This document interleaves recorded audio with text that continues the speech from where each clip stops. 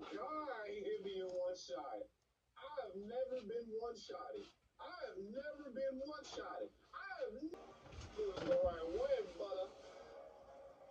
Just fall off the cliff. You know you want to. Nah, bitch, fall off the cliff. Fall off. No! Wow, you two-faced horse.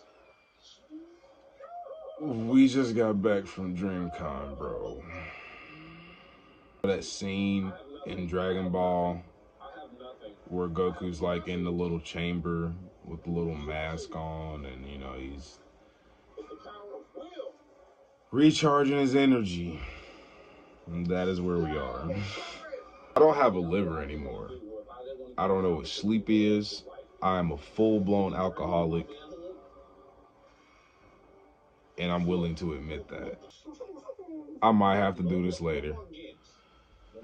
All right, well, yeah, let me get on Bummy real quick. Hold on. I've been drunk for 5 days straight, man. Niggas have been drunk for 5 days fucking straight. Okay.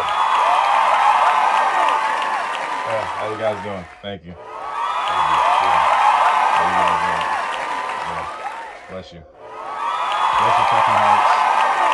No, please, thank you. So the story goes like this. Life is good though. I want y'all to see that life is great. Your life is great too. Have a good time, man. Have some fun. Having fun is okay. Get some love in your life, whether that be another person or just loving yourself, man. Love is good. Spread love. I'm out of here. I'll be back soon. Okay, so like my boy, I'm not even gonna lie to you, just off rip alone. DREAMCON 2025 was fucking lit. And that's just like the precursor for everything that's happened. I seriously doubt I'm gonna be able to squeeze all of this into the video, but I'm gonna try to get as much as I can, because as much as I want to say that this was just a trip full of just, you know, debauchery and very young, rebellious activity, dude, this was probably like hands down one of my like favorite vacations ever. Like this actually legitimately changed my life for the better, simply because of the people that I met, the people I ended up running into, even like strangers, dude. And then just like the whole aspect of being in a space where it's nothing but, you know, like networking almost. It's kind of like, you know, a little bit of fun, but there's networking there as well. I ended up going there, which crazy part is it was a little bit of like a pre-party beforehand. We guys ended up getting together on that that Wednesday night, because we had our flight the very next day in the morning time, which this is my first time flying. I don't know about you guys, that shit is nutty. That shit is wonky as hell, dude. I mean, don't get me wrong though. Mind you, I'm fully aware that I have to get on this plane there. So like there's no backing out. Like I've already got my ticket and whatnot. And you know, your boy just does not do well with heights. Like who the fuck thought of like, hey, let's make a machine to get in the air? Like, don't get me wrong, like flying has obviously had a huge like economical impact as well as like a luxurious impact. But like, come on, dude, like come on. Are we really meant to be that high? Flying's pretty cool. For somebody that actually does not fuck with heights, flying is pretty cool. And I think I probably could have had, we probably had like the smoothest flight that we could have had. So there's a video of me kind of recording the takeoff. And like, you know that fear that kind of gets a hold of you and you just like clench, dude? And I'm not even talking about just like arms and legs. Like if you can see the footage, I'm like around this time, the moment it starts lifting off the ground, like I'm clenching for my fucking life. Like both cheeks are pretty much in synonymous in synchronicity. You know what I mean? It's nutty. It's nutty. I can see why people like first timers really have like a hard time getting used to that.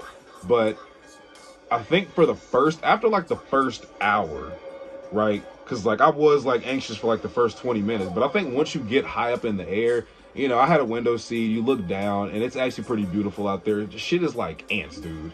Like, it's actually very, very seraphic, if you want my honest opinion.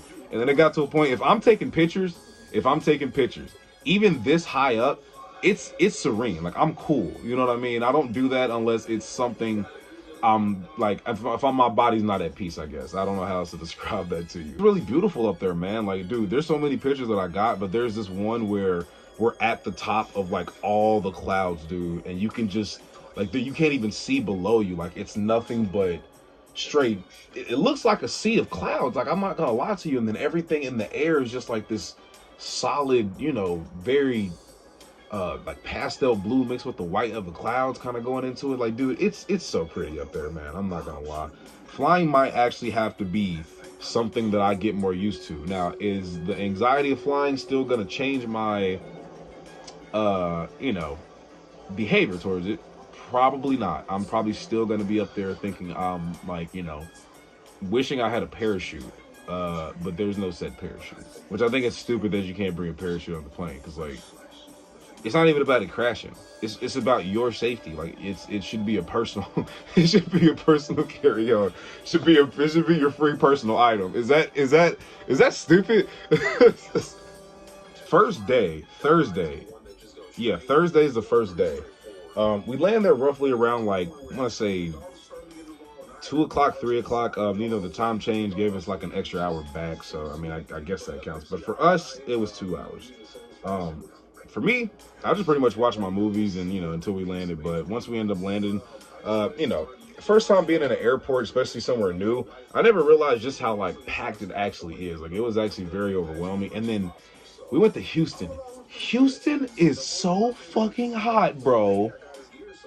Houston is so fucking hot, bro. Just had to take off their fucking shirts. Like, niggas had to, you know what I mean? It was that hot. We ain't even landed there for 10 minutes, dude. We're in the fucking bottom of the parking garage waiting for our Uber to pick us up, take us to the Airbnb.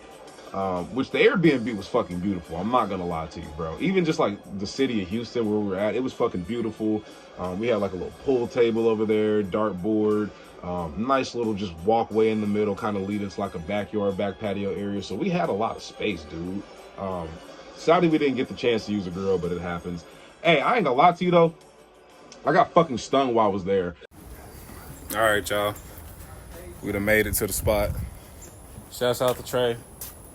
They blessed us with this beautiful ass Airbnb, bro. Oh, that's where the fucking wasp nest is. Where? Right here. That bitch right there. Oh, merch, yeah, bro. Ooh, nah, man.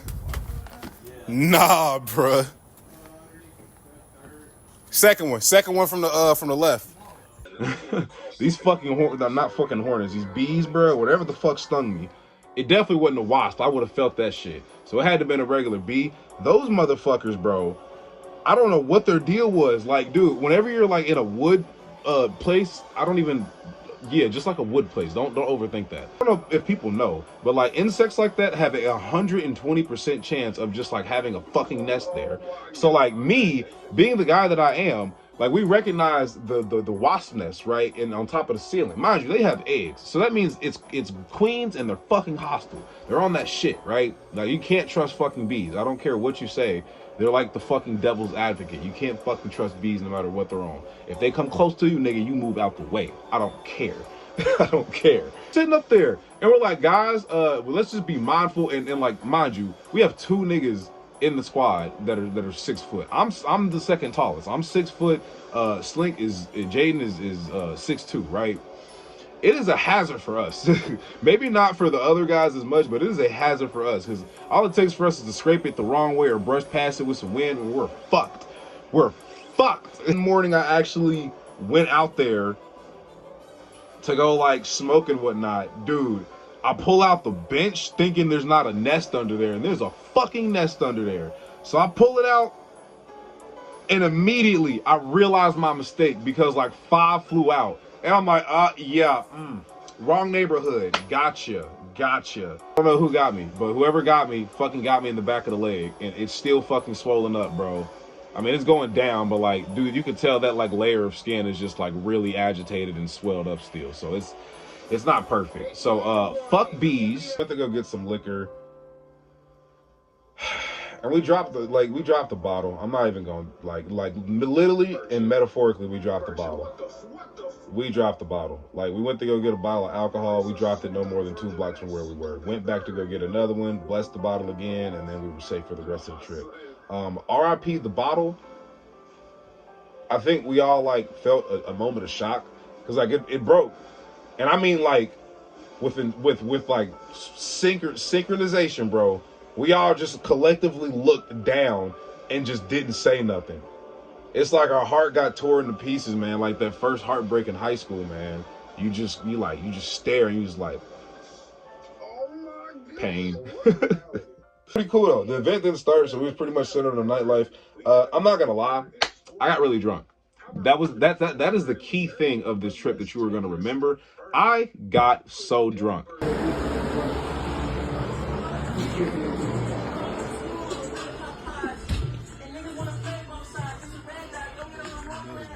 Yeah, while we in the liquor store, going to, oh shit, I'm on camera.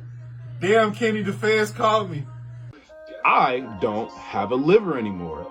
I am an alcoholic. Dude, I got so fucking lit on the first day that it should be a crime. Like I threw up, bro. I threw up in the room at that matter. I was so tilted, G. Y'all don't even understand how tilted I was. I can't remember. Like I can remember half the day. No, I can barely remember that Thursday. I can't really remember what the fuck we did Thursday. Wandered around for 3 hours not being able to find food because nobody wanted to listen to this, kids. Come hither. We spent 3 hours trying to find food. And the problem, apparently, was the nigga that wanted fries. Or because the nigga, like me, didn't say anything to them about what I wanted. I didn't care. Dude, I did not care. Like, I wanted some fries, and they trolled me so hard for it, man. They trolled me so hard for it. Fuck them. Fuck them in the boozy taste. We was just looking around for food, dude, and it was just chaotic, man. Like, you can tell we're fucking friends. Because, like, dude, we was just sitting there just going back and forth. I'm like, if this was any other group, we would have just, like, all, you know, we would have just all found a consensus and just been like, fuck it. We're so good friends that we sit there and we argue and we beat each other up, bro. And we make these accusations. It's crazy. I just wanted some fries, man. And when I spoke that up, niggas is like, why didn't you say what you wanted? You niggas wanted some fries. I want some fries, man. I hate I hate people, man. I hate people. We going back to the Airbnb because our other friend that's joining us, Joe, which we'll get back to him later in the timeline because he's critical to this shit. We were just kicking it at the Airbnb and getting comfortable, like getting our shit out, getting our shit set in. We were definitely drinking though, and I just didn't make it. Oh, bruh. Niggas in Houston lit as fuck right now, man. You know what's crazy about this, too? Is that at one point, man, I did not see myself being here.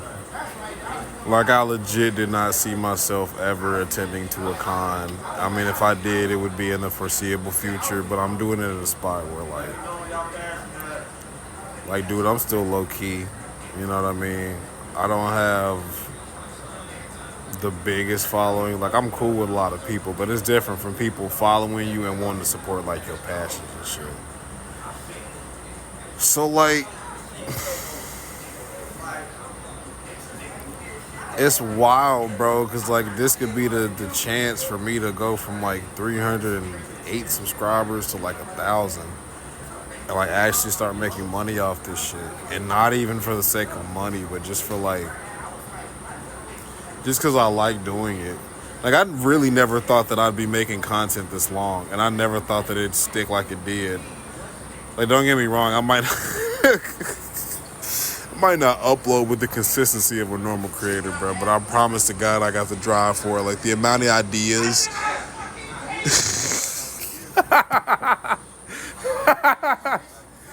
Bruh. We didn't eat either. Like, I didn't get any food. So that, like, definitely, like, accentuated the fucking nausea that I was feeling. And I feel so bad, bro, because, like, I wasn't trying to throw up in the room, but, like, I mean, I made it. Don't get me wrong. Like, It might be TMI, don't give a fuck. Like, I made it, but like, you know, I had a little bit kind of just like leaking here, and you know, this shit's not cute, especially not on me. I tend to always be the first one to fold and throw up, but guess what? From that point on, I did not. I don't even know how I'm still alive and standing here to you, but I am, so fuck it. Friday rolls around. This is Friday. The con basically starts at, I believe, like, I want to say 11. I can't really remember the time, but I know we were doing the Kuroko thing. We were having conversation. We decided to do the Kuroko thing. The picture that we actually got for this is really dope. I went as Kisei, but I left as Kuroko, and I'll elaborate on that later. Yeah, dude, shouts out to my Nakama, man. Like, that was actually, like, this picture is like a draft picture for us. Like, it's the hardest fucking photo that I got. This is definitely like something I gotta get like framed or something, or like made, like blown up, because it's just so heat. Like, if you know about Kuroko no Basket, like, it's so fire that we were even able to pull this off. Like, we had everybody but the Kuroko. But if you think about it, if you count me in the double role, so Trey went as Kagami, Jeremy went as Midorima, Marco went as Murasaki Bara, and Joe went as Akashi, and I went as Kisei, and then Jaden went as Almine. So we had the whole squad, you know what I'm saying, save for the Kuroko. But with the way the nights were going, I ended up becoming a Kuroko, because I was from the shadows, boy. I was out there having the time of my life, boy. We did that. That's got to be like hands down like a good memory there. The fact that we were able to pull that off and walk around with the costumes was dope. So shouts out to us. The first day was pretty cool. I was kind of nervous. I'm not gonna lie, man. It was very overwhelming. I did not think it was gonna be that many people, you know, circulating in one spot. And it's not like I got like overwhelmed, but like, dude, when you're in a big crowd like that big, it's so much noise, and it's a lot of like stimulation. And I really like I actually like that. That's the environments where I thrive in. But like, after maybe like 4 or 5 hours of walking around, of course, the pictures and seeing the cool stuff. I had my gaming tournament that day, which, okay, I entered the tournament not thinking that I was gonna like lose, but I did lose. And I will say 2 things about that.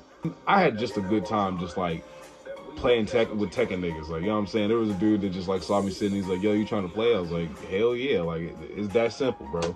Played with him, got our practice in, then just waiting for our brackets, and then, you know.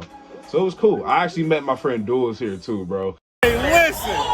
What it do? It's the God Duels, bro. It's the Perry God. Oh my God. I'm happy. Okay, turns out this is actually not Duels. Don't ask me how and why, but that's not him. That's not him. Dude, I dapped up some regular nigga at DreamCon thinking it was my friend, bro. He did not deserve that dap up. Shouts out to him, bro. Shouts out to him. That's my guy. I wish I could have seen him compete, man, but I had my own stuff going on. So that's just number one. Like, that was just pretty cool. First time entering a real tournament. I really don't even care about winning or losing. I just wanted to be a part of that and see what that looked like. And just kind of experience that. Even just watching other people compete is really fucking dope. You know what I mean? You don't have to be a negative Nancy and a sore loser in order to just enjoy a tournament. Like, it's all about winning, bro. It's about the culture and the fighting games and how that shit brings people together, you know? Second thing I will say is, the reason I lost is because of 2 critical errors. One, I didn't bring my fucking controller, right? Because it took an impact the day before, mind you, the day before we have to leave. I was playing Tekken 8 so hard trying to practice, I shattered my motherfucking R2. I was like, God damn it. I can't play without an R2 button. Could have still brought my controller and adjusted my controls, but if you know how I play and the character that I play, I need that button, bucko. I need that button. Yeah, I asked one of my friends, and I think they forgot, and I couldn't base my, my tournament run hopes on one of my friends bringing their controller. So I kind of just thought like I wasn't going to be able to enter, right? So I got to the actual fight at the gaming hall and realized you could rent a controller, right? So I'm standing in line, I'm renting a controller, and I get the controller, and I notice how stiff and buggy this thing is. Like, it's like somebody, you know, when somebody presses the buttons too hard and you don't even feel like the input of like pressing forward. Like, it felt like that. So it just felt janky. You know what I mean? It felt janky.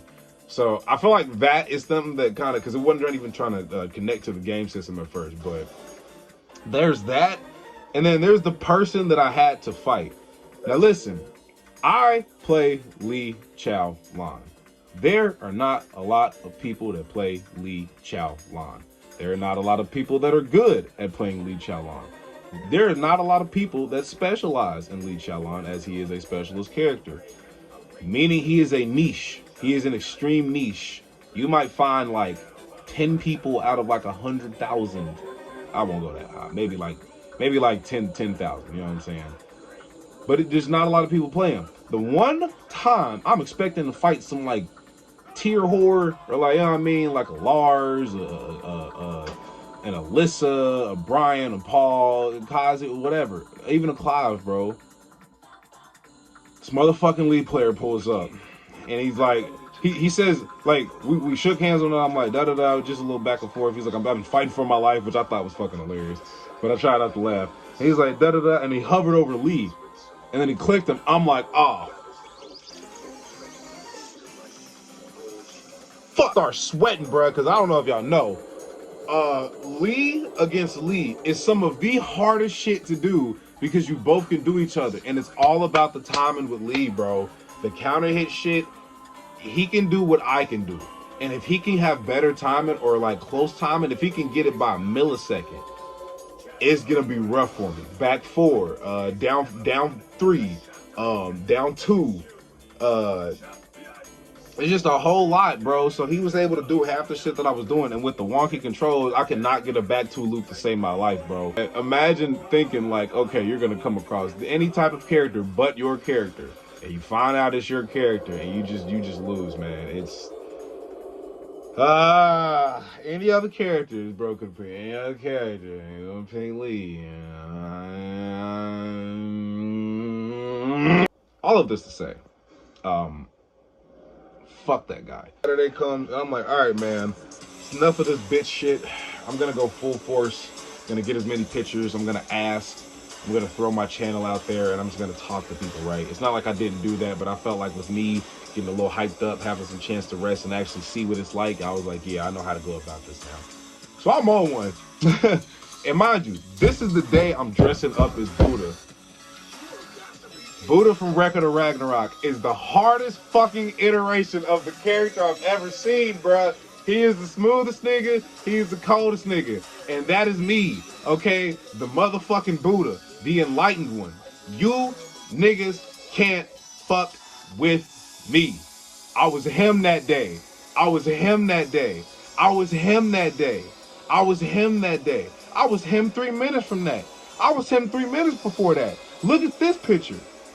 I was also him. That costume was so fucking heat. I had so much fun in that costume. I felt like a god. I mean, I already am, but I felt like more of a god. It's crazy because like I had maybe 2 people recognize that costume, and that's all I needed. One person was all I needed, but I was just getting stopped because I was looking good. That was like, damn, I don't know who you is, but yeah, I fuck with you.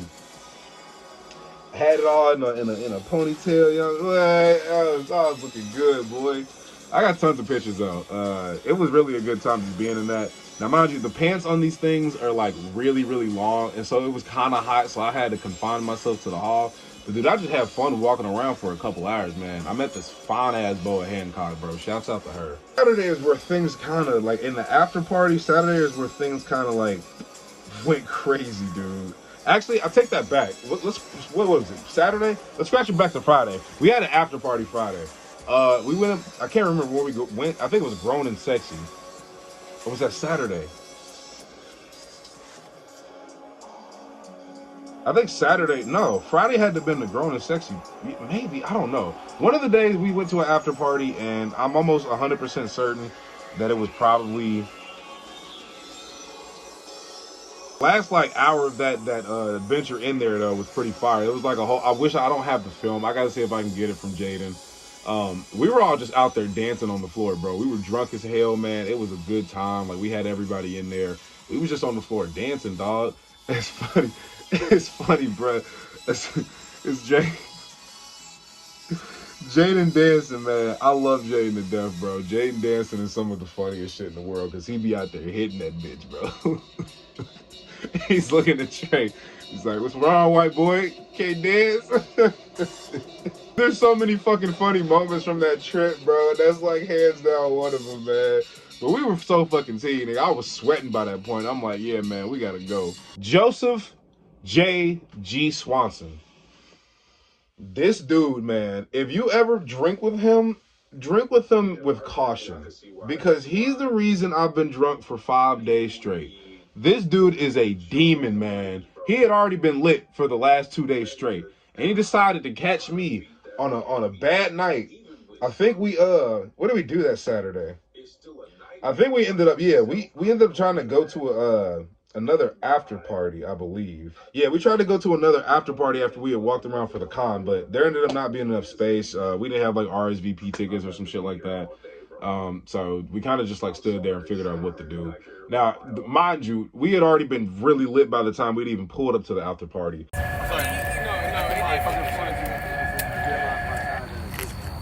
It didn't pop it. And that was a life lesson. I was like, damn, oh, yeah. Because before, I didn't know it was him, so I was low-key hating. I'm like, Joe, where you be? Niggas was already kind of separate. I was lit. I still wasn't, done drinking, so I was still drinking, but we was all cool. Joe was crazy, though, man. Joe was mad lit. Like, Joe was in my face just doing crazy shit, dude. Like, he threw his bottle at me. Joe, where you be? Nigga, did you throw your bottle at me? What that the was, bro, that you was Marco, bro. You full of shit. That was Marco, bro. Marco got the window closed. Oh. Marco driving. Hey, Joe is trolling me right now, bruh. But who is this? Joe is trolling me right now. You so fucking lit. We both been drunk this whole trip. Like, out of everybody, I think we probably been the drunkest, bruh. Shut the fuck up. Trying to force feed me some alcohol at one point. He's like, He's like, Z, come here, I got you. And he's like, he brings a bottle, and he's like, I'm like, get the fuck out of here, Joe. Like, you're not supposed to force feed another man some fucking liquor, dude. Like, get out of here. Joe was fucking wild, bro. Joe's a vibe, dude. It got even crazier, because, like, me and Janae ended up going to get, like, some burgers. Niggas was hungry, bro. We had been drinking, and we were not eating the way we were supposed to. That's why we were so fucked up. So we went to go get some food, which the slider was really good. I wish I gotta get Janae's thing. Maybe I can find him, tag him, maybe like here or something. I don't know. I like the cuisine out there. I really wish I had more opportunity to taste it, but there's always next year. We're gonna be back at DreamCon, we're going back. We're doing this shit again. At some point or another, Joe just, like, we hit like a stop, and Joe just pops out the fucking car, bro. He's like, yeah. He's like, yeah. I see some women out there, man. And I'm like, Joe, no. And I shit you not, we're at a light, dude, and he just pops out and disappears into the fucking night. I'm like, what the fuck, Joe? Where the fuck did he go, man? And it took us like we knew where he went. He obviously went with Jeremy, but like the fact that he popped out so quick and he was already so lit is just like not safe. So niggas was worried about him, bruh. But he ended up being safe. Niggas found him. And it's even funnier because like, we went to drop these niggas off, bruh. Mind you, we're right in front of the hotel where the convention's at, right? All you have to do is go through the double doors and you're at the elevator and you're there, right? This dude, Joe, he gets out the car. He gets out the car, we're thinking he's going in. Dude, like 10 seconds later, he's gone. Like, they look behind him, Joe's not with him or something, so like, I guess they call him or text him, and he's like, I was at the door, I thought it was locked, so I just left. So he went for like a lap or something like that, dude. So like Joe just wandered off. We dropped him off in front of his hotel. He thought like the hotel door was locked. It was like, I think a pull instead of push, and he just wandered off. Joe's funny, bro. He had me lit, and then it just didn't stop. I'm almost certain that we got back to the, like, dude, I think it was like 4 o'clock in the morning when we got back to the crib. We had to go grab some food from this food truck. Everybody's napping in the car and whatnot. Like, I think it's just me and Jaden up last, so yeah. They can't hang. I'm the big alcoholic here. After Sunday rolls around, dude, I'm not gonna lie. At this point, I'm tired. Like, I'm just really, really fucking tired. Like, I don't have any more in me to, like, just fight for my life. But here we are. Sunday again rolls around. We're like, okay, we're tired, but we're gonna like walk around and get our last little bits and pieces. Oh, shouts out to Shim. I was out there with Shim as well. Damn, we should have got a picture or something. But Shim took most of my photos. Shouts out to you, Brody. Really appreciate you.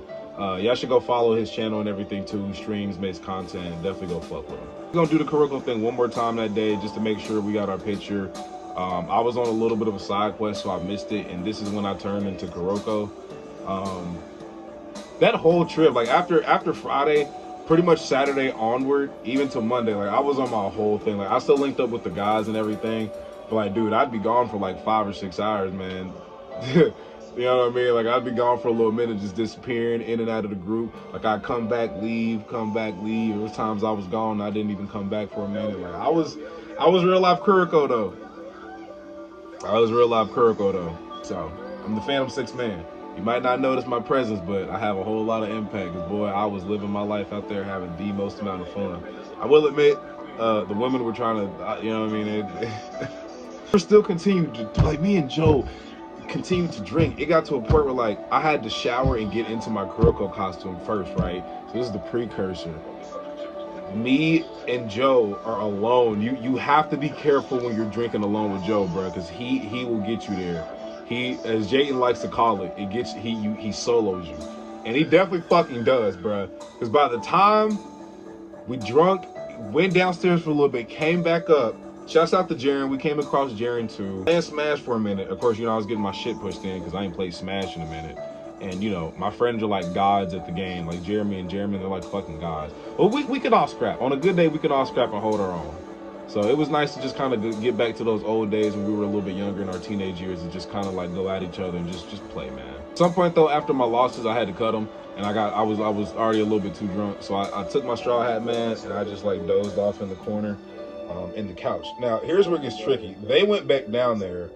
Cannot remember for what. So it's just me and Joe. Somehow I ended up on the chair. Then I went to the bed, and I remember like knocking out because you know I like to sleep like this. So I remember knocking out on the bed. I don't remember getting up and going to the bed though. It's the crazy part. And then when I woke up, they were already like back. So I don't know how much time had passed and whatnot. But I was still drunk, bro. It didn't even matter. It could have been 2-3 hours. It felt like an eternity. I was still drunk, bro. I remember them kind of waking me up. And I remember kind of, like, I don't remember really getting up, though. And somehow or another, bro, I ended up in the bathroom. I ended up in the bathroom fucking slumped, dude. Like, I was laying against the wall like this. I guess like this. And like I was just gone, and niggas took advantage of me, bro. I heard voices, but I could not remember. Niggas didn't even know I was in the bathroom. I think they were looking for me for like 10 to 20 minutes, dude. And then somebody came in the bathroom like, bro, he's in here. He's gone. Yeah, man. This is the point where I lost my liver on that trip. If you see that liver, please let me know because it's still not there. But this is where I tapped out. This is where my DreamCon damn near ended because I just could not go on, bro. 5 days of being drunk is so not healthy, but it's so not. It's got to be the funniest shit in the world a little bit, man. I'm not gonna lie. And it's funny because like the dichotomy of this is that I'm sitting there drunk, and like my friend Marco is just like he just got this stupid smile on his face, bro. Happy as hell, and I'm just over there struggling like.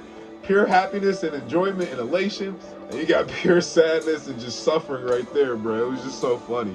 Joe's even funnier. When they found us, not only was I in the bathroom, but Joe was like this, like laying in the bed, and then like the last memory I have is Joe is him face down in the bed with his legs like kind of like I was like, yo, we are a mess, bro.